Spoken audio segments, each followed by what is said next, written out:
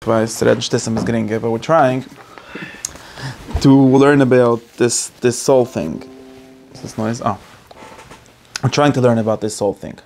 What we're trying to say, more or less, is that there's a whole list of concepts, basic ways of making sense of the world, which is what concepts are. And what Aristotle does is by putting together a bunch of his concepts that he sort of invented, or was miyasid, invented. And from that list, he comes to the definition of a soul, according to him. And then from that, we could go and discuss all the puzzles and the questions that are involved in the soul. But first, we have to basically know what it is. What kind of thing would it be to be a soul? Right? So really in the middle of this, and more or less, we said, what did we say? No, we revised. We said there are two kinds of bodies, is what we last Well, okay. What we said is like this. What we said is that first, I think this is, I'm going on the page, according to my page, so on his page, not my page. What we said more or less is, firstly, we have to know what kind of things exist, in the most general sense, known as the categories, right? And we said that in the most basic sense, there are substances and not substances, known as accidents, but it's not a good word, so there are things and things about things, okay? Yes, klal one, okay? So we have to know which of these categories, which of these boxes the soul is. Is it a thing, or is it a thing about a thing? We'll remember that Rav Sadigon quoted this at length, and Plato was arguing at length with people that said that the soul is not a thing, it's a thing about a thing. In other words, like the color of something, or the size of something, or the organization of something even, okay? Now, Aristotle is actually going to be on the side that it's in some way a thing about a thing, but in another way not. Like everything else, his answer is on the one hand azai, and on the other hand azai. So it's a thing about a thing in the sense of, at least for most parts of the soul, it's going to be something that we can only say, right? We can only talk about it in reference to a human body, a living body, not only human, but living body. In that sense, it's of a thing, right? But it's not of a thing in the sense that it's not an independent thing. Why? Because it's the thing. That's basically why. Because we have the second concept. So remember, your list of concepts in your head, one is the substance and accident, or things and things about things. And then we have another concept, which is like Aristotle's most important concept, which was the form and the matter. Okay? Now, form and matter are both parts of a thing. So in some sense, and in other words, if you connect and people keep on getting confused, and not only people, there's big machloiks about how to exactly formulate this.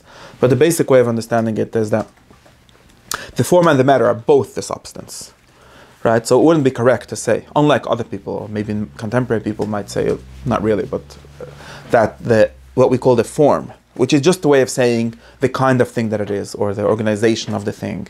You don't have to make it any more complicated than that, right? The form of the thing, some people would say, doesn't really exist. In other words, it's only a fact about the thing. Form is an accident, right? An accident of the matter? Yes. Okay. Not the matter in Aristotle's way, because then it doesn't make sense, but the matter in the regular way, right? People would say that there's no tables in the world. Physicists nowadays say things like that, right? There's no tables. There's only wood organized, and there's not really wood either. There's only nothing. Gets it? There's only things that happen to have a certain organization, right? But there's not really anything. Those things that we know. Maybe there's really atoms, but there's not really bigger things than atoms.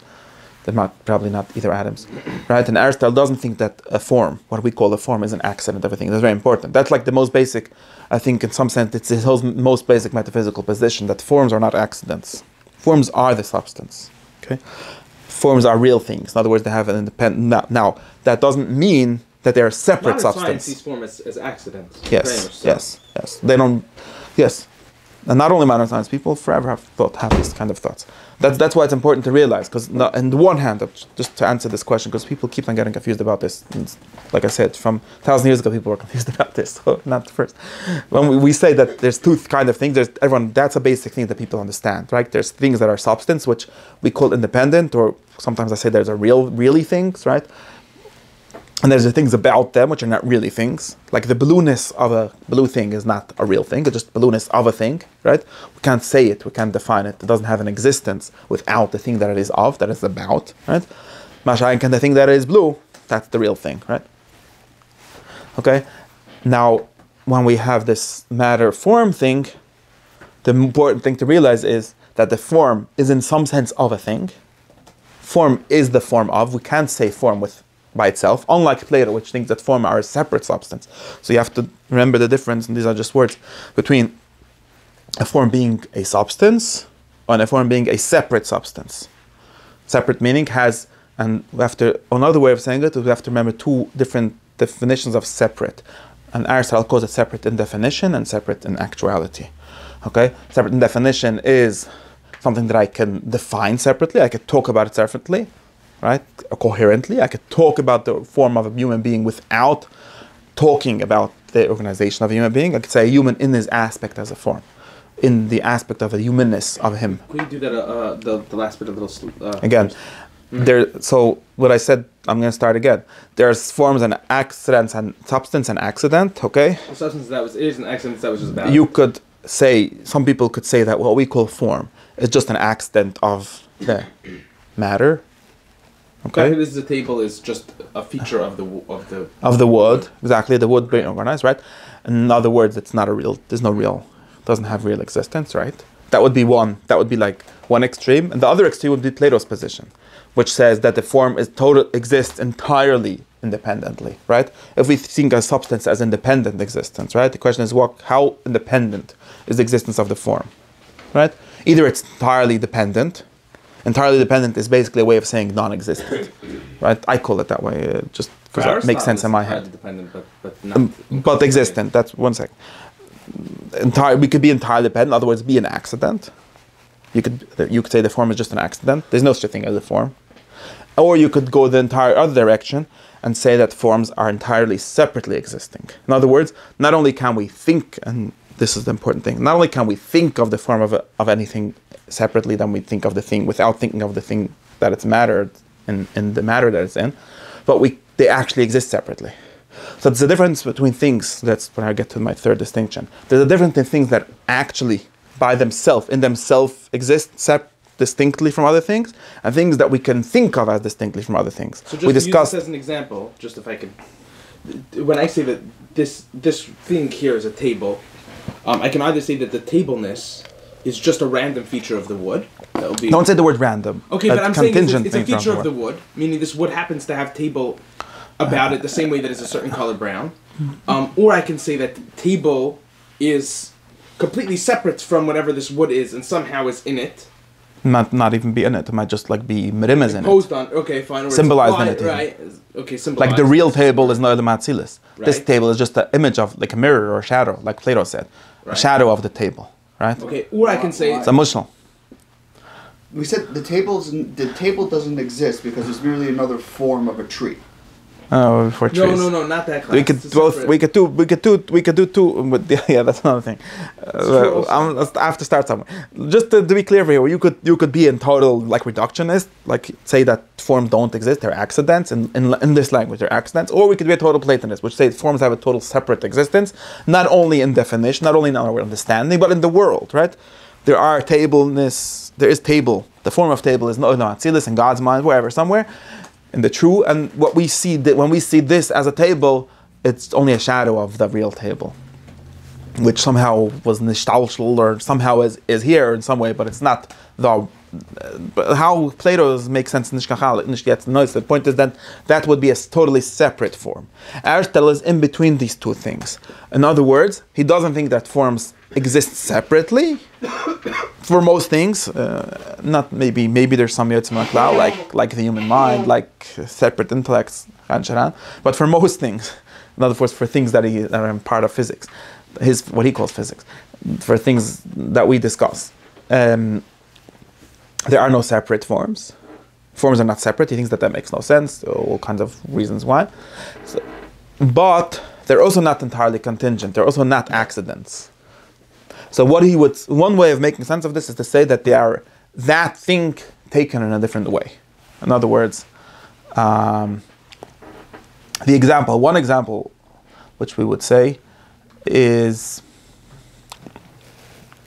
I was trying to say there's this difference between being able to distinguish things in thought and being able to distinguish them as they are in the world, outside of thought, right?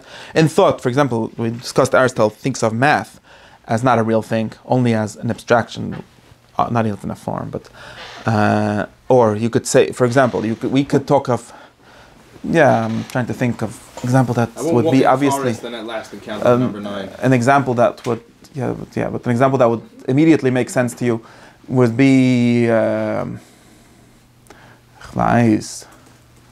are sometimes two things that can be said that can be understood entirely separately, but they're the same thing in the world, in actuality. Like, for example, one example would be the same thing in different languages, but that's not really two different things, two different understandings. But the matter and form of a thing are his example. In other words, he talks about a statue here a little later. Our standard example of a matter and a form being a wax or a statue that's formed into a certain way, right? And I ask you, what do you see, right? What is it? It's both a statue and a piece of wax and a piece of bronze or whatever it is. They're both true. And it's not that the piece of wax, the form of the statue, the form of whatever the statue is only a story, only something about the piece of bronze. That would be wrong. It's both. These are two ways of saying the same thing, or two ways of conceptualizing, of understanding the same thing, which are one in actuality. You understand the difference? This is what I told you. This is what's called in Chassidus bebchinas. That's what some people say. God has only one God. He has a lot of bechinas, right? That's whatever. Things like that. Bchinas in English is in its aspect as. And its aspect as is not a fact about the thing. It's a fact about our understanding of the thing. Right? Unlike Plato, which would have them as being separate things in themselves. I just want to catch up on the notes. So 1 second. So substance is matter, and form and matter are formed together, depending on what context, what you want me to explain you. You say, what is really the cup? Is it the form of the cup? Is it the matter of the cup? Is it them both? It's all three. I could sometimes talk about the form of the cup. In other words, like we discussed, there's even some sciences that talk about forms of the cup. For example, mathematics doesn't talk about forms of numbers in the abstract. It talks of numbers of things only, but entirely as they are numbers, and mathematics doesn't care what the number is made out of, what the size is made out of, right? But there has to be things that have numbers for mathematics to make sense. It's not about some abstract world of numbers, but it's totally not about, right? You could do geometry of a table, but it's of that table according to him, but it's not of the table as its matter. It's of the table as a certain aspect, which is the number of it, or the size of it, or the so on. An accident of it. Because it's an accident, that's why math is not a good example. But you can do it. Because math is only said about he thinks that numbers are accidents of things. But even assuming that it's not. Said of other accidents. Because the numbers are accidents. But anything that's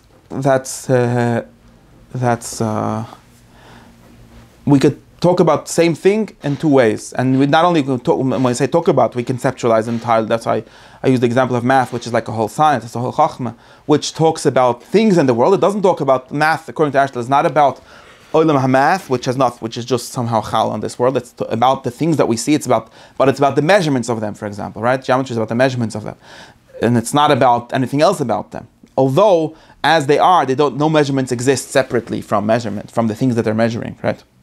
But we can very coherently and not only coherently, we must, in order to understand math, we must abstract the mathness of things from everything else about them. That's why he's very mad at Zeno, right? It's this thing.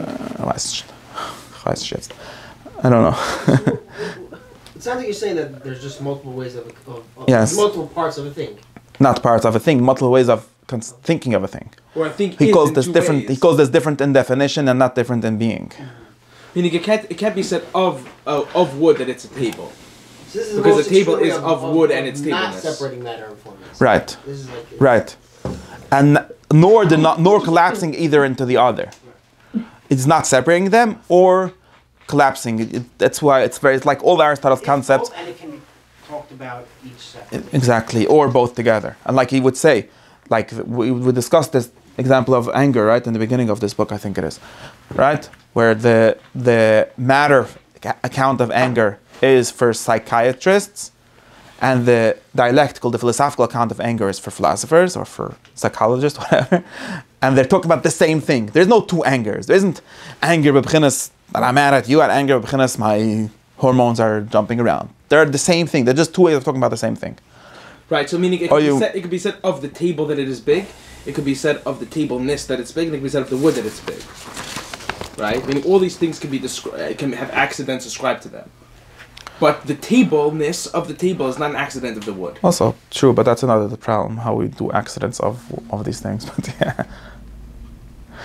So I was just taking notes, right? Both the tableness and the table are substance. So substance as this, substance as that. It could be said of forms of the accident. And the third thing, which would we normally talk about as substance, which is both together. You could say that the form is the accident of the matter, and this would be the opinion of the atomists, I guess, or whoever. We could also say of forms that are unrelated to their matter, like what Plato said. I don't say they're unrelated. They're separate. They have separate existence. The matter implies it, let's say. What? The matter implies its form. The form. It's instantiated, it's participated, all kinds of words that they have. Okay. But the point is that it has a separate existence. There is forms somewhere that are not in matter. All forms are really like that, in other words. Forms are separate. This is the word separate, or nifrad. The Mekabulim take this word nifrad and they upside down it. They use it as a bad thing. But nifrad in standard philosophy is a good thing. It means it has its own existence. It's independent. Numbers somehow leads to... Forget about numbers. Okay. It's just complicated. The point, and you could have a third thing, which is neither of these. You could be two ways of talking about the same exact thing. And not only that, that real thing only makes sense as both of these ways, right? Because anger doesn't exist, and there's no anger which is just, I think that guy did something wrong, or whatever the account of anger is in the philosophical sense. It's not the one's primary. That doesn't exist. There's no such anger in the world. Nobody's ever angry without having some angry hormones. At least Aristotle thinks like that. There's no anger mifshit. There's only anger in bodies. But that doesn't mean that in order to explain anger, we could stop by any of these. This is his general, like, non-dualistic dualism. That's why people like it, think that it's a third way, right? You don't have to be like a total person who says, like, well, love is just chemicals. And you don't have to be some kind of weird Platonist that says that love is from God and it happens to have somehow be here. We get stuck with that problem, how it connects to you. You could say that it's both. Love is a concept of love or the form of love, and chemicals in your brain, and it's only both of them that is love, and we could talk of each of them very coherently separately. There could be a whole science meaning as a knowledge, a area of knowledge, which talks about the concept of love and better ways to do it and worse ways of doing it. And there's humans, that's where humans are interesting, because we could work with that level almost separately from the other levels, at least in some way. I could convince you to love someone, right? Which shows that it's a rational thing in some sense. I don't know if I could convince you to love someone. Maybe I could. According to Lubavitch, I could. And I could also just give you some medicine which is not really going to make you love someone, but it's going to make you predisposed more to my arguments, for example, right? We can't really give you a medicine to love someone, but I could give you a certain drug, which then that guy's going to come and you're going to love him, right? So he talks about this, and I think it's the beginning of this book. That was his example of the same thing having two sciences about it. But there's two sciences and not two things. There isn't love for the psychiatrist and love for the Mekabulim. It's the same love. They're just talking about it from different sides, and the complete understanding has to include both. Right? That's just to explain how he thinks that he's in the middle of these two extremes. He's nisht. Forms are separate, and nish forms don't exist. They separately exist in our mind, but don't separately exist in the olam in the outside world, in the external world. Is he making things the most essential in a way? Because that guy's saying it's not anything, and yeah, in some way, it's not that there is this very central thing, but it's just not here. Yeah, they're the most real. In other words, the objects of common sense cognition, Aristotle is the biggest believer in them of everyone. Because he thinks that cups really exist and love really exists. All these things really exist. They're not reducible. Nish lamala, nish lamata. They're exactly what you usually think they are. Just because there's all these philosophical puzzles, it turns out to be a very complicated theory. But yeah, he's a very normal person. That's what I say. He's a philosopher of the normal people. So Plato made it so essential that it's not even here anymore. So it's not really essential. Right. Some people think he's just saying what Plato meant and so on, but yeah, he's the most normal philosopher that ever existed. So that's why I gave a whole sheet about this. It's Balbatish philosophy, but you have to be very smart to have it, because he makes all these like fine distinctions, and if you're not smart, then you like the Mekabulim philosophies better. I said this sheet in Borough Park. Because there's bumper, it's a very nice chat, because I explained that there's bumper sticker theologies or philosophies, which are very simple, but they're wrong. Not wrong, like... Non-descriptive? No, they're very simple, but they make they're easy to understand, but they're very far from experience. That was my word, right? For example, Ein Levada, if it's on a bumper sticker, there's nothing but God, nothing else exists. Well, it doesn't look like that to me, right? But I can understand what it means. This statement is very simple to understand. Nothing exists but God. Well, is it true? Inshallah. Do I even is it even true for being true? Is it true in my experience? For sure not, right? That's what we have to do is bumness to pretend that it's true, right? That's why all these theories that have simplistic theories of the world that are far from experience have a whole avoid of convincing yourself that your experience is wrong, right? Or achieving the correct, the knowing the real, what's real, and so on. Mashank and the Aristotelian is basically the only one, not the only one. The Aristotelian theory doesn't fit on a bumper sticker. No bumper sticker says, like, what is his Rambam's position on Ein Levada? Something like, well, if you're asking about this kind of existence, it's true. If you're asking about that kind of existence, that doesn't fit on any bumper sticker. And it doesn't, you have to be very smart, intellect, like you have to be able to make chalikim, like two dinim to understand even what he's saying. But it's very close to experience, because he very much doesn't deny, in other words, his avodah, that's why the Rambam's avodah looks very different from the mystical avodah, I think. Because his avodah is not to convince yourself that your experience is wrong and there's a real reality. His avodah is to explain yourself that your experience is correct, but how it's correct. So there's it becomes a very different kind of work. So it's in some way kudav, in some way ruchak. In some way it's further from normal people, because anyone that has not enough IQ is never going to get it. And another way, it's closer to experience, because he never says anything crazy. He never denies what you see with your eyes. Just the opposite. He's the biggest mammon in what you see in your eyes. Just he thinks, well, like I always ask, right? Do you see a matter or a form, right?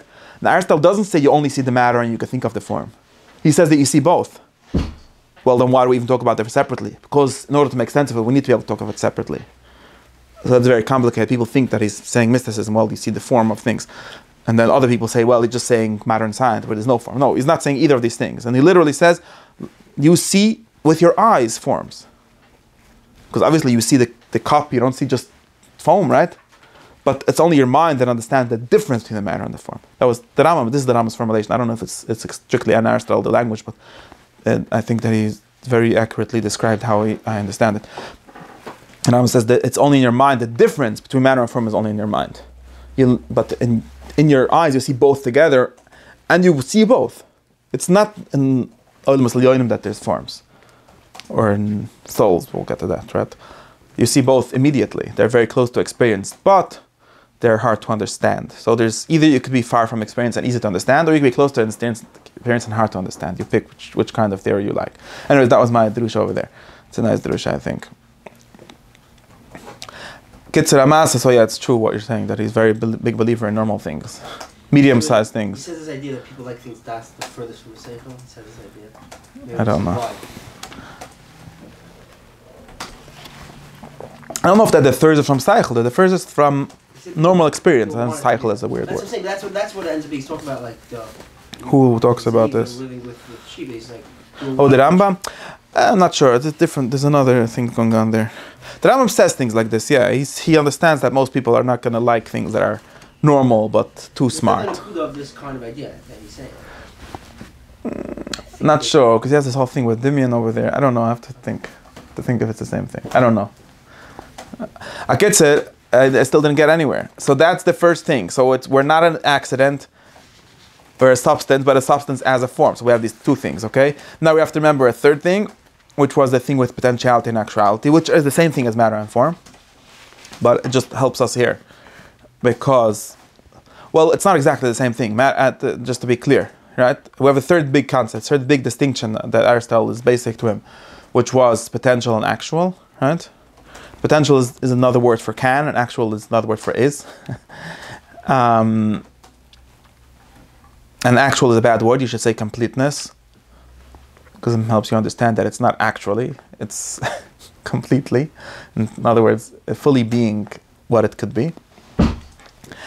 And these are not the same. When I say the same thing as matter and form, I don't mean the same thing, because you could have potential and actual without matter and form. So it's a broader concept metaphysically. But all form is actuality and all matter is potentiality. Maybe that's all matter is. Maybe there's a little more, but that's the basic thing, right? You understand this? This we already explained. Okay, so we have these three things, and then we have a fourth thing that there's two kinds of actuality. Remember, which we can't really say for matter. It's harder to say for matter and form at least, right? There's actuality. He calls it actuality as thinking and actuality as knowing. That's or contemplating and knowing and so on. Okay, so now we have all the concepts that he wants to work with, at least most of them, not all of them, all of the metaphysical concepts. I have three big ones that I just discussed, right? Substance, accident, matter and form. And yes, that's the same thing. Two kinds of actuality, or first and second. Now, going back to the natural world, he has a world which is basically bodies. That's the basic thing in his natural world. So these are the substance. And there's different kind of bodies, right? There's natural bodies and non-natural bodies. In other words, natural bodies are bodies that have a certain kind of form. All bodies have a form, right? Even unnatural bodies have a form. But there's natural bodies that have a form, which is, what's the difference in a natural body and a non-natural body? What it is what it does. It does things from itself. It has its languages. It has its principle of movement internally. It does what it is. Yeah, and in the natural bodies we have a certain kind known as living bodies. Okay. Now living bodies are the ones that this is where we get back to our two kinds of actuality. I think, if I understand correctly. In other words, always the body of the thing is the matter of it or the potential of it. The kind of body is the form of it, right? The nature. Nature is just another word for form of natural bodies. Or if there's nature of unnatural, of different things, that's what nature is a kind of. Nature is a form, right? The fact that stones act like stones and so on. Now stones seem to have only one kind of potentiality, but living things have two, according to him. And why? Because he says, and where does he say this? Substance.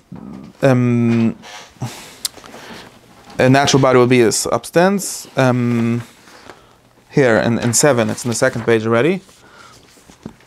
He says that it's clear that the soul is actuality as knowledge is. This is what we discussed when you were coming in.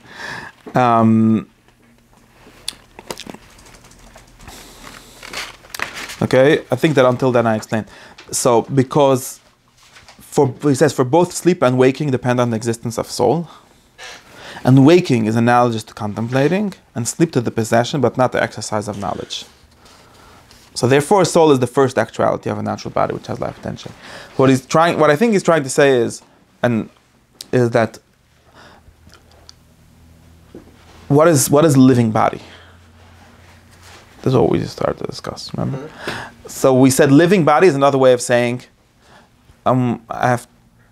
I think I skipped the part with the... Okay. But Bekit said, I think what he's trying to say is that living is a thing that bodies do. Some bodies do it. In other words, some bodies have the potential to do it, right? Because anything that does something must be able to do it.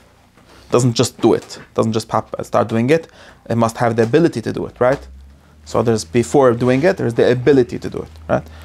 Rocks, when they fall, they don't always fall, or even if they always fall, they must be explained by being able to fall, like which is the matter of it or the potential for it, right? Sorry, my one more time. That last.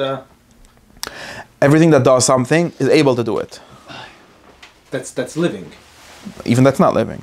Everything that does something is able to do it. Okay. Right. Not internally, able to do it. Everything that it does depends what kind of things it does. Okay. But yes, rocks have potential for rocking, which is known as the nature of rocks, right? It's different from them actually rocking, which is when they're acting as rocks. Falling. Yeah. All kinds of things that rocks do. Yeah. According to them, they basically fall. But it's different, right? They have a potential and an actual. When the rock is falling, well, it's always the potential and actual are also things that are more in thought than in actuality, because in actuality there's no potential without actual, just like there's no matter without form. So again, we think of, when I say before, I don't mean before in time, right? I mean before in concept, right? Right, okay. There's a whole chapter in the categories about before, not being in time. Right, so before, in other words, in order for it to make sense, right? In order for doing something to make sense, it needs to be able to do that thing. It needs to have the potential, the capacity to do it.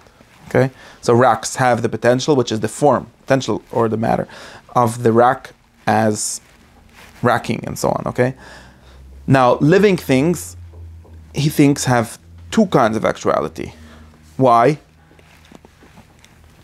Because maybe racks also have two kinds. I don't know. I keep on getting stuck on this. But he thinks that living is a kind of thing that you do. In other words, what does living mean? At the most basic sense, that you grow, right? You take a nourishment and grow, okay? Now, which means that you must be able to do that, right? But he thinks that you don't always do that. Like he says that sleeping and waking, the soul is there even when you sleep. So if imagine that living would be things that living things do when they're awake. This is just an example, because of course he thinks that when you're awake you're also alive.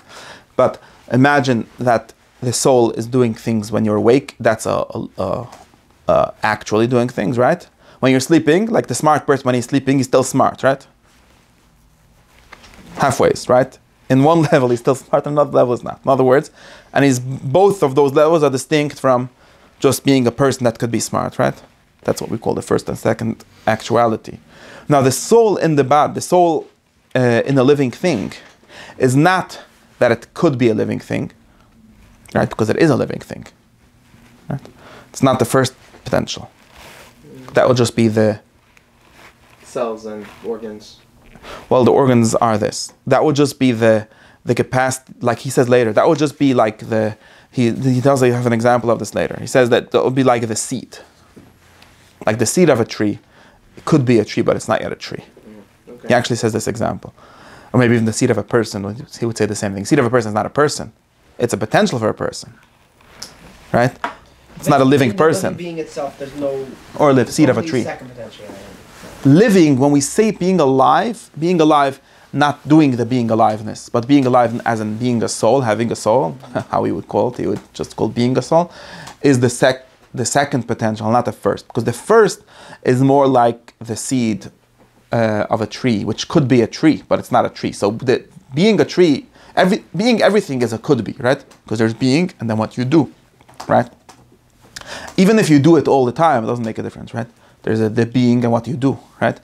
But living things, he seems to think that they don't always do what they do. Living is already, in other words, living is already a kind of actuality. It's a kind of activity, you could say. It's alive, right?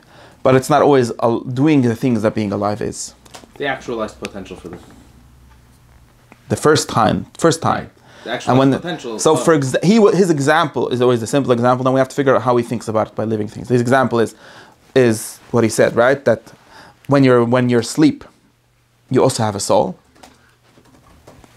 Actualized potential so for sleep. living things. Let's talk about the soul of thinking. For example, the soul as the form of thinking, right? That one would be easy to think. We have to go down to the basic thing, but he would seem to think something similar. This is what I started to talk with you about to try to figure out what it might mean.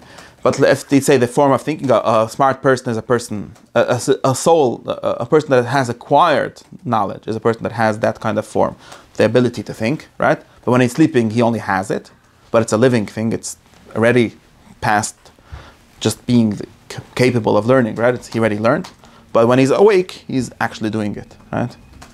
And in the same way, he thinks of the more basic acts of living. For example, nourishing.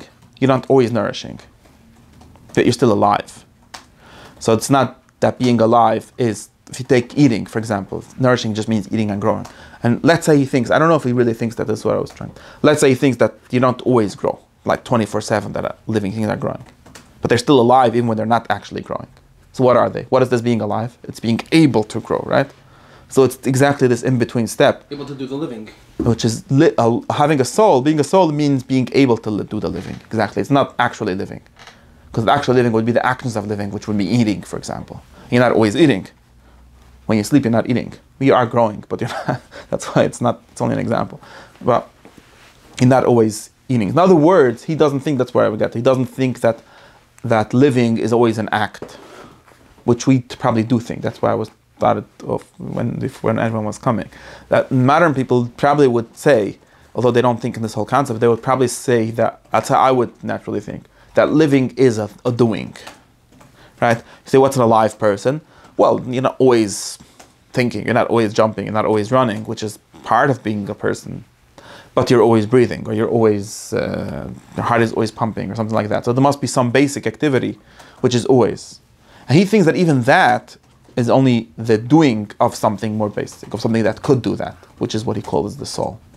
So, and I don't think he didn't know that a heart pumps all the time. So it's not that he's like missing this fact. It's just the way he thinks.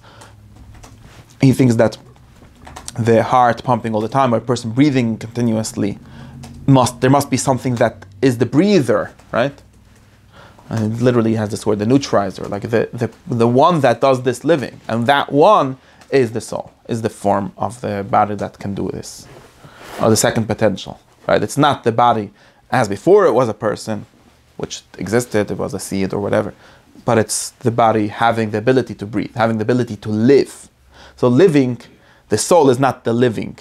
We said that the reason we start thinking of a soul is because we see things living. The soul is everything that has to be actualized. In order to explain that, we say that this living, the soul is what can live. Or it's the thing that lives when everything it lives. Has to be actualized besides the activity, meaning the only further actualization that's possible is the activity. Yes, and that actualization is of something, of some kind of potential. Of whatever potentials had to be actualized. Which were themselves actualized to be a soul, yes, because it's not, soul is not just, it's not a pure potential, it's an act, something in between. So in some sense, the second potential of a living thing is going to be different than other potentials of things. I mean, he says it's going to be different than a rock form. So therefore, rocks are not alive. I think this is I don't know why this is something that you could probably do something like this with a rock also. That's why I'm not entirely sure why he doesn't think that we could do these. Rocks have a soul. Well, forget it. The word soul is not a problem. The word soul for him is just a special word that we have for forms of living things. Everything has a form, especially natural things. Everything has a form. Even non-natural things have a form. And different forms have different words. What we call soul, this word that you heard of soul, is just a word for the form of living things. It's not the first actual. That's the basic and the thing that he says.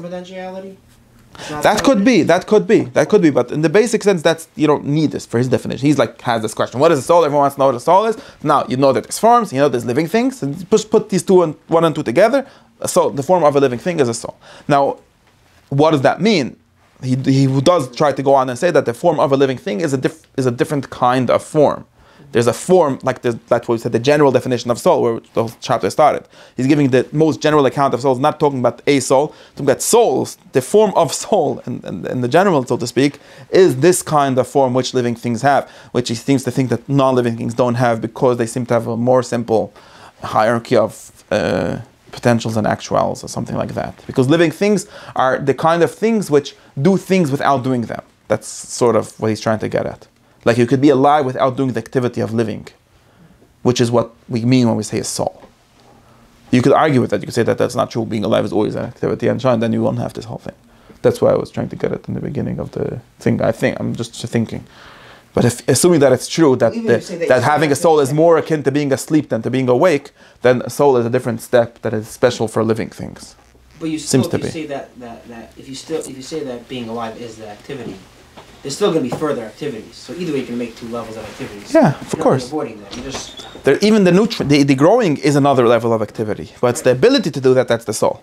Right. I'm saying, but the point is that even if you would say that living is the activity itself, you're going to either way have to put a second level there called growing after. Called? Grow. Let's say growing.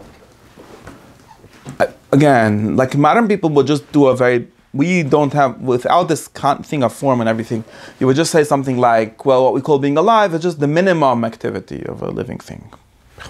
You could be alive in many ways. Like this word life is not a real, in other words, going back to my previous thing, according to modern science, like life is not a real thing. It's not really a thing called life. There's all kind of activities that happen, and some of them, if you want to ask me what humans happen to call a living human body, we say, as long as there's a minimum, whatever. It's not really, like everyone knows that what we call a dead person is not a dead person in the molecular level, right? Everyone agrees to that nowadays. It's just, we decide that when it's, whatever, there's nothing real in like metaphysical sense about that. It's like some kind of, convention. Yeah, basically. Some kind of order that we're imposing on it. Maybe it's like a real order, but there's no metaphysical difference between your cell being dead and your heart being dead. It's just two things that do things, and this doesn't do it. And we could, even if you do want like have a coherent definition, you would say, okay, so this little doing is more important than that little doing, because that causes irreversible damage. You know, these kind of language that people have nowadays, because the body can't go on living without the heart. It could go on living without the finger or whatever. But the basic thing is that it's not a different kind of thing. It's just another thing doing, which is somewhat more important. For him, living is a different kind of thing. There's something called living, and he's going to later get into like definitions. What is living for a person? What is living for a mouse? Is not the same thing. It can't living be is to any activity because it's of something. It's not something. No. So of bodies that can do living things. Well, but they are. That's again, the fact that soul is of something is not a problem, because it's just another aspect of this substance we call living bodies. Right, and if a soul is of something, then it can do living things. It can. Sometimes. Yes, it's the can-do of living things. Right. So life is something that gives intermediate potentiality, basically. Meaning, it says a rock. The fact that a rock falls, there's no intermediate state there, because it just falls, and it could fall, and it does fall. That's all there is. Whereas life, I think so. I think so. Much more. That is a separate stage called it could live, and then it lives. I think so. Well, I think its goodness. Not sure if that's what what he says, but I think so. Its goodness is a bit different than the goodness of a rock to fall. That's what I'm saying. Right, because it requires an intermediate step. Okay, sorry. Because it's alive. Right. Because in other words, it already does something. It's already actually something. That's what I'm saying. It's already actual. It's more actual than a rock, because a rock doesn't have this kind of actuality. I think that's what he thinks. I'm not sure. I'm sure there must be some mafarish that says that no, everything else has also two actualities, and this is just. But that's what I understand like here. you're saying that it's like The prominence of it is definitely much more apparent than living things. That this Right, because living is already an activity, but he thinks that living is not real activity. It's like it's a good living, like the soul. Like living is an activity, but the soul is the being able to live, like the thing that lives. In other words, right? Just like when we say that when a person doing it, doesn't achieve ability to fall. Its ability to fall is latent in it somehow, or it is of what it is without it needing to be anything else. I felt this intermediate stage is what you were saying the whole time. Like when you walk into a forest, you know what's alive, what's not. It might be true, for example, of artificial things, which we have to go back to definition difference, right? Because a camera does have more of a being able to take a picture than the rocks that it's made of, just that it's an artificial form. But a camera is more alive. It does have that kind of intermediate thing in some way, if you think about it. Artificial things. But its intermediary stage is kind of artificial. It's just not natural. The whole thing is not natural, so it's a different kind of thing. But it's still different. It still has like this more complicated level, so to speak, because it's a camera even when it's not cameraing, right? Mm-hmm. Which is not just a rock. It's just that camera is not a natural thing. But I understand the difference. Yeah, my brain is melting. I think that's what's going on. I still didn't get to the thing where the body and the organs. It's very common sense things that the reason living things are alive. The first thing. It boils down to just things. It is alive. Exactly. And the rock is not sort of. Exactly, but when you realize this, it's different than what our common sense with modern science would say, which is that being alive is not being alive. Being alive is your heart moving. Activity needing, right. Yeah. And which we would say that being alive doesn't exist. Why would you think? Why would you need being alive? That's what the modern answer would be. Then people would start saying things that you were trying to say, that no, we do need being alive because we generally need potential to make sense of the world. Otherwise, there's no relation between things, and it's just so that whole drusha. Yeah, the things do things, and they don't. It's not just us making up this whole story. Okay, that's the trend. We have to still get to the organs thing. Okay. Very good. But I think that we understand like one more shita. Yeah. I decided I'm not taking separate notes in a separate document on each